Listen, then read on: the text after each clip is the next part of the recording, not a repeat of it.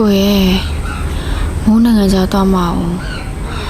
မိုးကိုလေးစိလေးတောင်လိုက်မပွေရှာဘူးနော်မိုးဘလောက်ထိမျောနေမယ်ဆိုတာ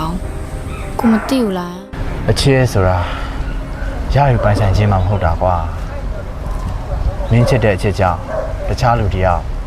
ဒုက္ခရောက်မယ်ဆိုရင်မင်းချစ်တဲ့အချစ်ကစစ်မှန်ပါအောင်လား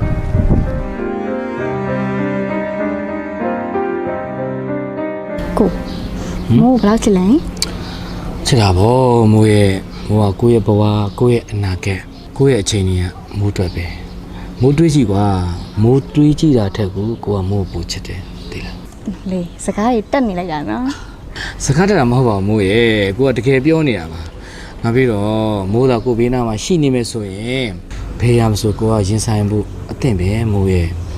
ဒါဆိုလို့ရှိရင်မိုးတို့ဘလို့အရာတွေပဲရှိလားဘလို့အသားစီးတွေပဲရှိလားခွဲရအောင်နော်မိုးကလည်းဘာလို့ခွဲရမှာလဲခွဲဖို့ကြောင့်လာပြောမနေနဲ့ဘယ်တော့မှခွဲမှာလည်းမဟုတ်ဒီမှာကွာမိုးရင်ချစ်တယ်အခုကိုနေထိုင်တဲ့ကဘာကြီးတီရှိနေတယ်ကွာမိုးဝေးနာမှာကောင်းသူစိုးဘက်အကောင်းဆုံးချစ်သူသူရဲကောင်းတယောက်အနေနဲ့အမြဲတမ်းရှိနေမယ်အဲ့ဒါမိုးရောဟုတ်လားကိုကလည်းကိုအလုံးတည်းပါမင်းဟာတည်လားအင်းရတဲ့ကိုကလည်းကိုနဲ့တွဲနေအောင်နည်းမှရိတ်မိနေပြီကိုရဲ့အေးပါကွာကိုလည်းအလုပ်ရှာနေပါနဲ့မိုးရဲ့ဘာမှစိတ်မပူနဲ့နော်မိုးကိုရလေကိုသိမကြည့်ဆိုတော့ကိုသိတယ်မိုးရဲ့ဒါပေမဲ့မိုးသိထားဖို့ကကိုကမိုးကိုချစ်တာနော်မိုးရဲ့ပိုင်ဆိုင်မှုတွေဘာမှကိုကောင်းနေမှာမရှိဘူးအဲ့ဒါစိတ်ချနော်မို့နော်ကိုဘေးနာနေပြီးဘဲမှတော့ထွက်မသွားပါနဲ့ကိုခွဲမသွားနဲ့နော်ကြားလားအေးပါကိုရဲ့ကဲအဲ့ဆိုရင်ကိုသွားမယ်နော်ကျွန်တော်ရတယ်ပူတယ်နော်ကဲအဲ့ဆိုတော့တဲ့ရအောင်မင်းကလည်းစိတ်ကိုလျှော့ပါကွာမင်းညမလည်းအရွယ်ရောက်နေပြီလေကွာမင်းမှညီမမှမရှိတာကွာမင်းအကိုတယောက်ခံစားကြတယ်မင်းဘယ်လိုလုပ်သိမှာလဲငါညီမလေးကတော့ငါမျက်လုံးထဲမှာအမြင်ကလေးတယောက်လိုပဲငါပြောနေရတာကိုချင်းမစားလို့ပြောတာမဟုတ်ဘူးကွာမင်းညမအရွယ်ရောက်ပြီးသားလူတယောက်တအားတင်းကျပ်လို့ရင်လွတ်ထွက်သွားမှာဆိုလို့ငါပြောနေတာမင်းလည်းအချိန်တိုင်းမင်းလည်းအိမ်အောင်ကြပါပဲမင်းကြိုက်တဲ့သူကိုမင်းယူမှာပဲမဟုတ်ဘူးလားဟဲ့အောင်မတူဘူးကွာငါလူကောင်းလေဟဲ့မသိတော့ပါဘူးကွာဘာပဲဖြစ်ဖြစ်ငါညီမလေးကိုငါကာကွယ်ပေးရမှာပဲအေးကွာအဲ့ဆိုလည်းမင်းသဘောပဲငါကတော့အကြံပေးုံတတ်ပဲည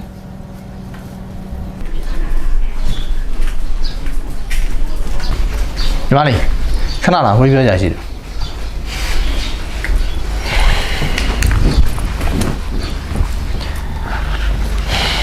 ညီမလေးမင်းချမ်းပြေးဆိုတဲ့ကောင်နဲ့တွဲရရတန်းအရက်နော်ဘာဖြစ်လို့လဲကိုကြီးရဲ့ဘာဖြစ်လို့လဲဆိုတာထိုင်ညီမလေးရဲ့ဘဝကိုကိုကြီးကဒီတက်ပို့ပြီးအများကြီးမျှော်လင့်ထားတာလေပြီးတော့ကိုကြီးအရင်ကပြောထားပြီးသားညီမလေးကိုကိုကြီးတင်နန်းထားတာဆိုတာရည်စားထားပြီးအချိန်ဖြုံးနေဖို့မဟုတ်ဘူးနော်နိုင်ငံခြားမှာတနေ့ကြာရင်အလောက်ကိုင်းကြီးကြားနဲ့ရက်တည်နိုင်မှုကိုကြီးကညီမလေးကိုတင်နန်းနေထားတာညီမလေးသိပါတယ်ကိုကြီးရဲ့ခုလည်းညီမလေးဘဝအဆင်ပြေနေရပဲလေညီမလေးကလူငယ်တယောက်ဖြစ်ပြီးတော့စူးစမ်းခြင်းစိတ်မရှိအောင်ကိုကြီးမကြိုက်ဘူးနော်အချစ်ဆိုတာအချိန်မရွေးရှာလို့ရတယ်ညီမလေးရဲ့ငယ်ရွယ်မှုနဲ့အချိန်ရဲ့တန်ဖို့အချစ်ဆိုတဲ့ခေါင်းစဉ်အောက်မှာမနှိမ့်မြုပ်လိုက်ပါနဲ့ညီမလေးရဲ့ညီမလေးကိုအချိန်တစ်ခုတော့ဆောက်ပေးပါနော်ဘဝအတွက်စူးစမ်းရုန်းကန်နေတဲ့နေရာမှာအနှောက်အယှက်ကတော့ရှိစမြဲပဲ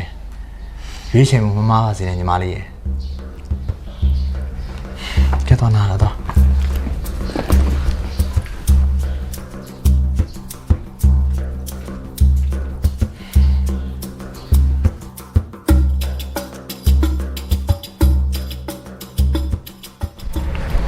你，爸爸我喊你啊嘞。哦耶，叔叔，မတွေ့ရတော့ကြာရင်နော်你喏，你来呢，我也不当没来啦。အဲ့လိုလည်းမဟုတ်ပါဘူးဟာငါဒီရဲ့ပိုင်းနဲ့လှုပ်တွေရှုံနေလို့မလာဖြစ်တာပါဟာအော်ဒါနဲ့မိုးเจ้าရောဘာထူးလေးလဲထူတာပေါ့ဟာသူ့ကိုကွာအောင်နေရလေသူတို့မြောက်လုံးဝတော့မတူပြီးတော့သူတို့လက်ထပ်ပေးရသူပဲယူလေးပါလေးနေဟာအဲ့ဒါတော့မမိုက်ပါဘူးဟာဒီဘက်ခင်နဲ့ကိုအောင်လင်းတို့ခစ်တော့ကနေတူလာမှမဟုတ်တာဟာကိုချစ်တဲ့သူကိုတော့ရအောင်ယူရမှာပဲလေဟာလေမိုးတနာပါရဲ့ဟာသူ့ဖေရတားလိုက်သူ့ကိုကတားလိုက်နေသူလည်းတော်တော်ကြီးချက်နေရှာမှာမင်းချမ်းမီးကသူ့အပေါ်ရှစ်ပေနားလဲပြီးလို့မှသူကန်ကောင်းပါရဲ့စုရဲ့ငါတော့သူ့မြောက်ကိုပေါင်းဖက်ရပါစေလို့ပဲဆုတောင်းပါရဲ့ဟာဟုတ်တယ်ဟာငါလည်းသူတို့နှစ်ယောက်ရဲ့ချစ်ချင်းတွေခိုင်မြဲပြီးထားဝပေါင်းဖက်စေခြင်းတယ်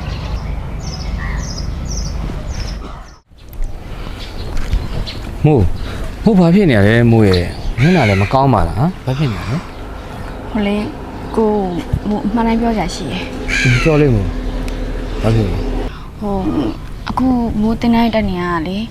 တစ်ချိန်ကြာလို့ရှင်နိုင်ငံခြားမှာတွားပြီးတော့စီးပွားရေးတစ်ခုလုပ်ရမယ်အဲ့ဒီရီမန်းချက်ကလည်းကိုနဲ့မတွေ့ခင်တည်းကကိုကြီးနဲ့ဘဝရီမန်းချက်ဆိုပြီးတော့ထားကြတာ မို့ကကိုယ်ခွဲသွားတော့မှာပေါ့ဟုတ်လား ဟုတ်တယ်ကိုတင်နန်းနေရလဲပြီးနေပြီကိုကြီးကလည်းနိုင်ငံခြားသွားဖို့စဉ်းနေပြီးနေပြီအကုန်လုံး မိုးရဲ့ဒီเจ้าနေကို့ဘာဖြစ်လို့အစိုးရမပြောပြခဲ့တာလဲမိုးရဲ့ဘာလို့ခုမှပြောရတာလဲ ကိုကိုကြိုပြောထားလို့ရှင်ကိုပို့ပြီးတော့ခံစားမှာဆိုတော့ပါဟိုအမှန်တိုင်းပြောရရင်လည်းမိုးလည်းကိုမခွဲချင်ပါဘူး မိုးရဲ့ကိုလည်းမိုးနဲ့ဘလို့ခွဲခြင်းပါလဲမိုးရဲ့မိုးအဲ့နိုင်ငံခြားခီးစီကိုမတော်လို့မရဘူးလားကိုတောင်းမှမိုးရဲ့မတော်ပါနဲ့လားကိုနဲ့ပဲတူတူနေပါလားမိုးရဲ့ဒီမြန်မာနိုင်ငံကြီးမှာကိုနဲ့ပဲတူတူနေပါလားမိုးရဲ့ မရဘူးကိုမိုးသွားရမယ်ကိုယုံကြည်နော်မိုးတနေ့ကျရင်ကိုရှိပြန်လာခဲ့မယ် မိုးရဲ့ဘယ်နေ့မှမသိပြန်လာမဲ့လူတယောက်ကိုဘလို့ပြီးတော့စောင့်နေလို့ရမှာလဲမိုးရဲ့မိုးကပြန်လာမယ်ပြောတာမိုးရဲ့အကူကပြန်လာမပြုတ်မှာလားပြောမိုး မိုးတနေ့ပြန်လာခဲ့မယ်လေနော်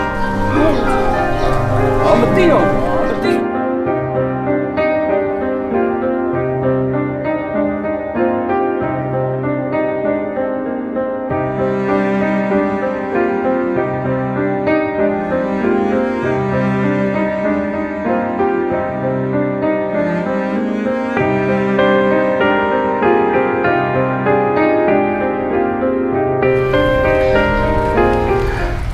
ညီမလေး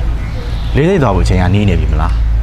ဘယ်သူ့ကိုစောင့်နေရလဲ ဟိုညီမလေး ဟာညီမလေးမင်းချမ်းပြေကိုစောင့်နေရတာညီမလေးကိုကြီးပြောပြပြီနော်သူကညီမလေးအနာဂတ်အတွက်စူးညောင်းခလုတ်တစ်ခုမဖြစ်စေခြင်း ကိုရတယ်ညီမလေးယုံပါပြီးတော့ကိုညီမလေးလိုင်းပို့နေတော့နော်ဟိုညီမလေးတယောက်တည်း AC လေးလက်သွားချင်တယ် ကောင်းပါပြီကိုကြီးလိုက်မပို့တော့ပါညီမလေးကိုကြီးယုံပါတယ် ဟုတ်ကားလေးလာနေပြီကိုညီမလေးသွားတော့မယ်နော် အေးသွားလေးစိတ်မှာလိုအပ်တာတွေအကုန်လုံးကိုကြီးပြင်ဆင်ထားပေးပြီနော် ဟုတ်ကဲ့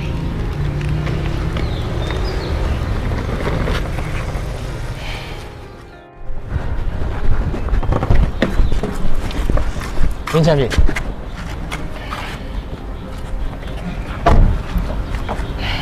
မင်းဘယ်ကိုသွားမလို့လဲ ကျွန်တော်လေးစိတ်သွားမလို့ဘူး အချစ်ဆိုတာရယူပိုင်ဆိုင်ခြင်းမှမဟုတ်တာကွာမင်းချစ်တဲ့အချစ်ကြောင့်တခြားလူတယောက်ဒုက္ခရောက်မယ်ဆိုရင်မင်းချစ်တဲ့အချစ်ကစစ်မှန်ပါအောင်မလားမင်းမိုးရဲ့အနာဂတ်ကိုကြည့်လိုက်စမ်းကွာဖွံ့ဖြိုးတိုးတက်နေတဲ့နိုင်ငံကြီးစီမှာမိုးကတောက်ပနေတဲ့အနာဂတ်တစ်ခုရှိမယ်ဆိုရင်ရောမင်းကြောင့်မိုးရဲ့ဘဝပြောင်းလဲသွားမယ်ဆိုရင်ပိုပြီးအဓိပ္ပာယ်မရှိဘူးလားကွာအကူကတော့စကားအကုန်ပြောပြီးသွားပြီကျန်တာမင်းသဘောပါဘာပဲဖြစ်ဖြစ်တကယ်ချစ်တဲ့ယောက်ျားတိုင်းဟာသူတကယ်ချစ်တဲ့အမျိုးသမီးရဲ့ဘဝကိုတော့ဘယ်တော့မှဒုက္ခမရောက်စေချင်ဘူးမင်းလေစိတ်ကိုလိုက်ပြီးတော့မို့တားမယ်ဆိုရင်လည်းမင်းသဘောပါ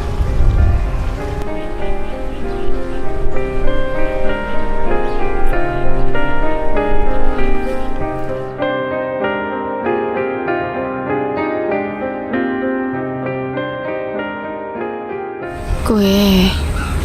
မိုးနိုင်ငံခြားသွားမအောင်မိုးကိုလေးစိတ်လေးတောင်လိုက်မပို့ချအောင်နော်မိုးဘလောက်ထိမျောနေမယ်ဆိုတော့ကိုမသိဘူးလားမိုးလေ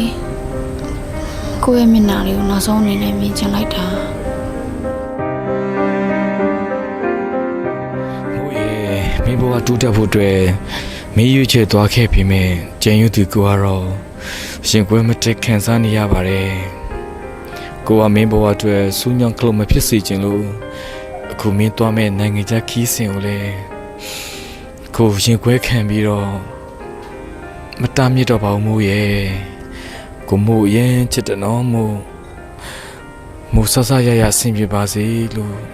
ကိုဆူတောင်းပေးပါရမိုးရဲ့ကိုမိုးတွေ့ရှင်ခဲ့ပြီမဲ့မိုးရဲ့အနာဂတ်လမ်းကြီးပျက်စီးမှဆိုးလို့ကိုမတွေ့ခဲ့တာပါမိုးရဲ့ကိုနားလဲပေးပါနော်ကိုနားလဲပေးပါ